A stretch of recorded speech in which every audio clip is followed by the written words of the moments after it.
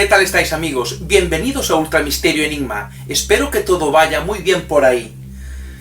Hoy nos subimos a nuestra máquina del tiempo y viajamos al año 1973 para conocer uno de los casos más famosos de abducción.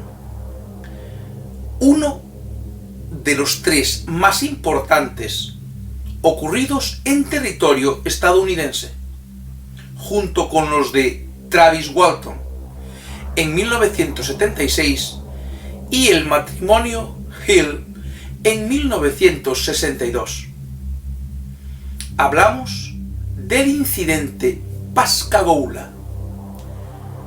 Ocurrió a orillas del río Pascagoula, en el estado de Mississippi, donde Charlie Higson, de 42 años, veterano de la Guerra de Corea, trabajaba en el astillero Johnny Walker, uno de los muchos que había en las orillas del Mississippi. A su vez, Calvin Parker trabajaba también en el mismo astillero, a las órdenes de Charlie. Los dos vivían en el condado de Jones. La noche del 11 de octubre de 1973, Charlie y Calvin decidieron ir a pescar. Probaron en varios lugares sin éxito. Y entonces Charlie le propuso a su compañero probar suerte en el muelle del astillero abandonado de Schoppeter. Así lo hicieron, y sobre las 10 de la noche, mientras pescaban, oyeron un extraño zumbido a sus espaldas. Cuando se dieron la vuelta, observaron un objeto volador con forma de balón de fútbol americano que estaba aterrizando a unos 50 metros de donde ellos se encontraban.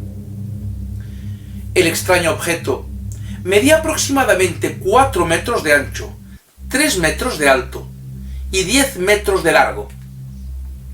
Emitía una luz azul intermitente y, como suele ser común en muchos casos de este tipo, no hacía ninguna clase de ruido. Charlie declaró haber observado algo parecido a una ventana en la parte superior del objeto. Los amigos estaban completamente asustados, pero también sentían mucha curiosidad y poco a poco se acercaron a aquel extraño aparato. De repente, este descendió y se mantuvo flotando a pocos centímetros de la superficie. A continuación, apareció una abertura en uno de los lados del objeto y la luz azul se apagó. En ese momento, Charlie pudo observar un brillo que procedía del interior. Después de esto, 3 seres de aproximadamente 1,5 metros de estatura salieron por la abertura y comenzaron a flotar hacia los 2 hombres sin tocar el suelo en ningún momento. No tenían cuello, sus orejas parecía que tenían forma de nariz, sus brazos eran como los humanos pero mucho más largos en relación con su cuerpo. Sus manos parecían pinzas de cangrejo y sus pies tenían la misma forma que los pies de un elefante. Tenían el cuerpo entero arrugado y de color grisáceo, y parecía que no tenían ojos. 2 de estos seres inmediatamente agarraron a Charlie, que sintió dolor y al mismo tiempo quedó paralizado, sin ninguna capacidad de movimiento. Hasta perdió el sentido del olfato y el oído. Al mismo tiempo, vio cómo se llevaban flotando también a su amigo Calvin, que se había desmayado. Los dos fueron introducidos en aquella nave. Charlie recordaba que la luz que había en el interior del aparato lo cegaba. Sin embargo, no podía cerrar sus ojos porque algo se lo impedía. Los 2 amigos estaban completamente aterrorizados, pensando que iban a morir. De repente, una especie de ojo gigante salió de una de las paredes de la nave. Este se acercó a Charlie y se detuvo a unos 15 centímetros de su cara. Él quiso cerrar los ojos, pero no podía. No podía mover ni un dedo. El ojo gigante lo examinó completamente y se alejó. Esto fue lo que declaró Charlie sobre aquella situación. Las cosas me habían soltado y debían de estar en algún lugar detrás de mí, porque no los veía moverse. Traté de moverme de nuevo, pero algún tipo de fuerza me lo impedía. Yo les decía, por favor no me lleven, pero no podía escuchar mi voz. Estuve solo unos cuantos minutos, luego los volví a ver. Me agarraron de la misma forma que habían hecho antes. La abertura apareció de nuevo y flotamos hasta el mismo lugar donde me habían recogido. Cuando me soltaron, caí, ya que mis piernas no se sostenían. Lo primero que vio Charlie fue una expresión terrorífica en el rostro de Calvin, al que habían dejado a su lado. Nunca había visto a nadie tan aterrorizado. Charlie se arrastró por el suelo hasta llegar al lugar donde estaba Calvin, completamente en shock. Mientras intentaba hacerle reaccionar, volvió a escuchar el zumbido de la nave y vio que ésta se elevaba y desaparecía. Al mismo tiempo, pudo oír en su mente una especie de mensaje telepático. Somos pacíficos, no queremos hacerte daño. Después de unos minutos, Calvin reaccionó y lo primero que dijo fue preguntarle a Charlie, ¿quiénes son? ¿Qué nos van a hacer? Me siento como si hubiera muerto y regresado a la vida. ¿Estás seguro de que estamos bien? Cuando consiguieron andar, entraron en su vehículo.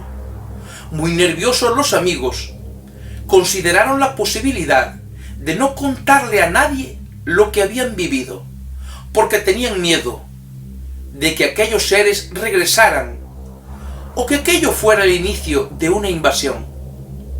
Al final los hombres decidieron informar a las autoridades militares y llamaron por teléfono a la cercana base aérea de Kessler, que se encontraba solo a unos 50 kilómetros del lugar del incidente. Hablaron con una operadora y le contaron lo ocurrido. Charlie le dijo que lo pusiera en contacto con la persona responsable de estos casos. Sin embargo, la operadora le dijo que allí no se encargaban de estas cosas y que era mejor que hablara con el sheriff del condado. En principio no quisieron contarlo en la oficina del sheriff, por miedo a burlas de los policías, por lo que decidieron ir a las oficinas del periódico Mississippi Express para reportar el incidente y así poder alertar a la población. Sin embargo, no pudieron hacerlo, ya que a esa hora no había reporteros y tenían que esperar hasta el día siguiente. Al final, no les quedó más remedio que llamar a la oficina del sheriff. Llamaron y el oficial que les atendió se lo tomó todo como una broma y les dijo que se acercaran a la oficina para hablar en persona. Cuando llegaron, el sheriff Jackson los interrogó por separado y a pesar de que los testimonios de los dos coincidían perfectamente, seguía sin creerse aquella historia de seres flotantes, por lo que decidió tenderles una trampa para descubrir la verdad. Volvió a interrogarlos, esta vez en una habitación que tenía micrófonos escondidos, y lo grabó todo.